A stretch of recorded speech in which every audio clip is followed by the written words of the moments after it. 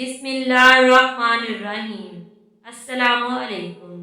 गुज़रे वक्तों की बात है कि बगदाद शहर में एक गांव था जो सरसब्ज़ और कुदरती हुस्न जमाल से मालामाल था। वहाँ का बासी आसूदा हाल और मालदार था। अल्लाह ताला की बेबहा नेमतें मौजूद थी, मगर इस गांव के लोग अपनी शान और शौकत और दौलत पर गुरूर किया करते थे। सब लोग दौलतमंद थे, ज़री ज़मीनों और बागात के मालिक थे। इन ज़मीनों और बागात को वहाँ से गुजरने वाली नहरें सैराब करती थी। मालो दौलत ने वहाँ के लोगों को मगरूर बना दिया था। ये मालो दौलत किसी एक इंसान के पास नहीं था, बल्कि पूरा गांव बेतहाशा दौलतमंद था, सिवाय चंद मुसलमानों के। वहाँ पर काफिर ज़्यादा थे और मुसलमानों के गिराने कम थे। इस गांव का सरदार एक हिंदू पंडित था। पंडित की एक बेटी थी जिसे वो बेपनाह मोहब्बत करता था। बेटी बहुत अनापरस्त और मगरूर थी। गांव में एक बस्ती मुसलमानों की थी जो कि बहुत गरीब थे और हिंदुओं के बागात में मेहनत मजदूरी करके अपना गुजारा करते थे। हिंदू मुसलमानों पर जुल्म सितम करते थे और इनके साथ जानवरों जैसा सलूक करते थे। पंडित की बेटी काले जादू की माहिर थी। वो अपना जादू मुसलमानों पर आजमाया करती थी। छोटी छोटी गलतियों पर इन्हें दर्दनाक सजाएं देती। अपने जादू से मुसलमानों को जानवर बना दिया करती थी। पंडित की बेटी मुसलमानों को मजबूर करती कि वो बुतों की पूजा करें। जब मुसलमान इनकार करते तो इन पर जुल्म सितम करती। जब इसका जुल्म सितम हद से बढ़ गया तो मुसलमानों से एक मुसलमान ने अल्लाह रब्बुल इज़्ज़त से दुआ की, ए रब्बे करीम, जो हमारी चंद एक नस्लें यहाँ बची हैं, तू इनको बचा ले। इस पंडित की बेटी ने हमारा जीना दोबर कर दिया है। कोई भी हमारा मसीहा नहीं है, ना दौलत है न जिस्मानी ताकत। या अल्लाह, हमारे लिए कोई ऐसा मसीहा भेज जो ना सिर्फ ताकतवर हो, बल्कि इस पंडित की बेटी को इसके जुल्म सितम से बाज रख सके, वरना ये तमाम मुसलमानों का नामो निशान मिटा देगी और यहाँ कोई भी तेरा नाम लेने वाला ना रहेगा। अल्लाह ताला ने इस बुजुर्ग की दुआ को सुन लिया और हुआ यूं कि एक दिन अजीब वाकया पेश आया। सरदार पंडित जंगल में सफर कर रहा था कि अचानक एक जहरीले सांप ने इसको डस लिया। वो बेहोश होकर गिर पड़ा। इसके साथ जो गुलाम और साथी थे, उन्होंने जब अपने सरदार की ये हालत देखी कि एक जहरीले सांप ने इसे काट लिया है, तो फौरी तौर पर इसे घर पहुंचा दिया। इसकी लड़की ने जब अपने वालिद की ये हालत देखी तो तबीब को बुलवा लिया। तबीब ने पंडित का बहुत इलाज किया, मगर इसकी हालत दुरुस्त ना हो सकी। इसी वक्त शहर में एक दरवेश की आमद हुई। दरवेश पंडित के घर के करीब से गुजर रहा था तो देखा घर के करीब बहुत से लोग जमा हैं। दरवेश इनके पास गया और एक आदमी से पूछा कि क्या मामला है। तो उसने कहा कि एक सरदार को सांप ने डस लिया है और कोई भी तबीब इसका इलाज नहीं कर पा रहा। उस आदमी ने दरवेश से पूछा कि तुम कौन हो। दरवेश ने कहा, मैं मुसाफिर हूँ, यहाँ पर मजमा देखा तो खबरगिरी के लिए रुक गया, मगर मैं पेशे के एतबार से हकीम हूँ। अगर इजाज़त हो तो मैं तुम्हारे सरदार को देख सकता हूँ। हो सकता है वो मेरे इलाज से तंदुरुस्त हो जाए। वो आदमी दरवेश की हालत देखकर हंसने लगा और कहने लगा कि आपने फटे पुराने कपड़े पहने हुए हैं और ज़ाहिरी हालत से मांगने वाले लग रहे हैं। तुम इतने बड़े सरदार का इलाज करोगे? यहाँ मुल्क के माया नाज नाकाम हो चुके हैं, तुम क्या कर लोगे? हमारे सरदार तुम जैसे गरीब से अपना इलाज नहीं करवाएंगे। दरवेश ने कहा, अगर तुम चाहते हो कि तुम्हारे सरदार की जान बच जाए तो तुम मुझे अंदर आने की इजाज़त दे दो। वो कहने लगा, ठीक है, मैं अंदर से इजाज़त लेकर आता हूँ। वो अंदर आया और पंडित की बेटी से कहा कि एक गरीब आदमी आया हुआ है, कुलिये से फ़कीर लग रहा है, लेकिन कहता है कि मैं पंडित का इलाज करूँगा और वो जहर जो तेज़ी से फैल रहा है, इसको निकाल कर फेंक दूँगा। वो कहने लगी, ठीक है, इसको अंदर बुला लो। जब दरवेश घर के अंदर आया तो इसने देखा कि पंडित जहर की वजह से तड़प रहा है। दरवेश पंडित के पैरों की जानिब आया जहाँ पर सांप ने डसा था। दरवेश ने इस जगह पर थूक दिया और फौरी तौर पर वहाँ से भाग गया। पंडित के सारे आदमी और बेटी फिक्रमंद हो गए कि ये कौन दीवाना था।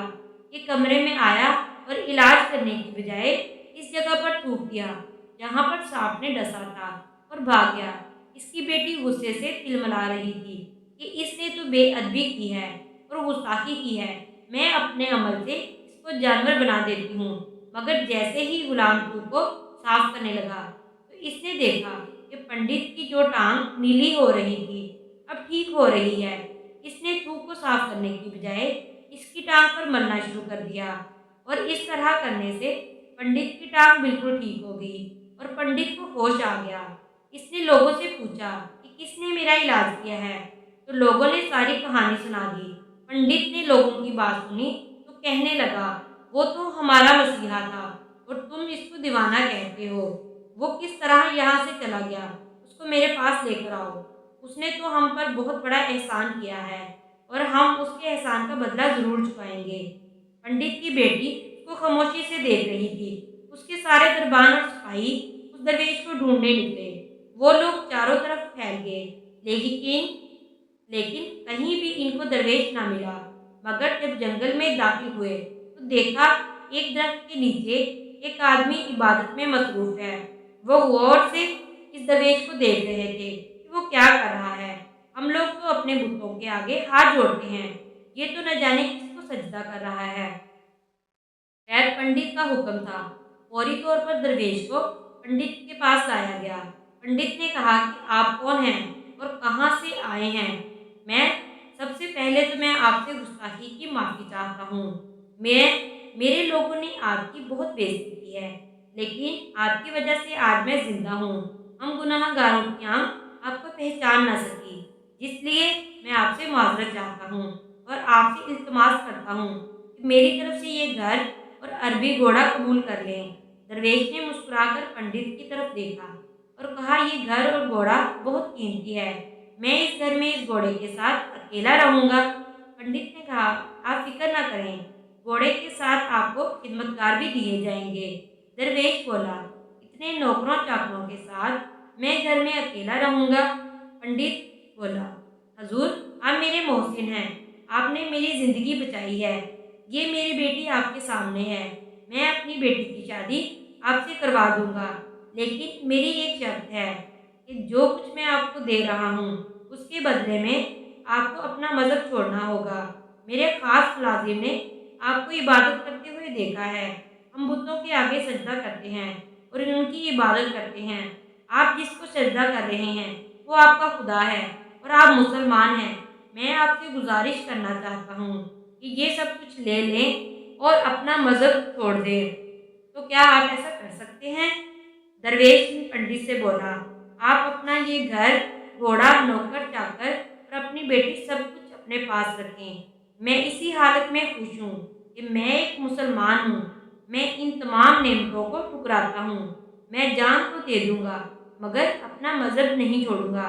जिस रब ने मुझे पैदा किया उस रब को छोड़कर मैं आपके पास कैसे आ जाऊँ, वो भी सिर्फ इन चंद पैसों के लिए, इन चंद दुनियावी चीज़ों के लिए। हरगिज़ नहीं। मुझे तो आखिरत की ज़िंदगी चाहिए और ये सब तो मुझे जन्नत में मिल ही जाएगा। इसलिए मैं अपनी दरवेशी में ही खुश हूँ। अल्लाह ताला ने जिस मकसद के लिए भेजा है बस वो मकसद पूरा हो जाए। यहाँ के मुसलमानों पर जुल्म हो रहा है, बस इन्हीं के लिए मसीहा बनकर आया हूँ। ये कहकर वो जाने लगा तो पंडित ने दरवेश से रुक जाने को कहा और कहने लगा, मैंने माल के जरिए आजमाया और तुम अपने मज़हब को छोड़ने के लिए राज़ी ना हुए। अगर तुम यही सब करने आए हो तो तुम ऐसा नहीं कर सकते। हम ऐसा नहीं करने देंगे।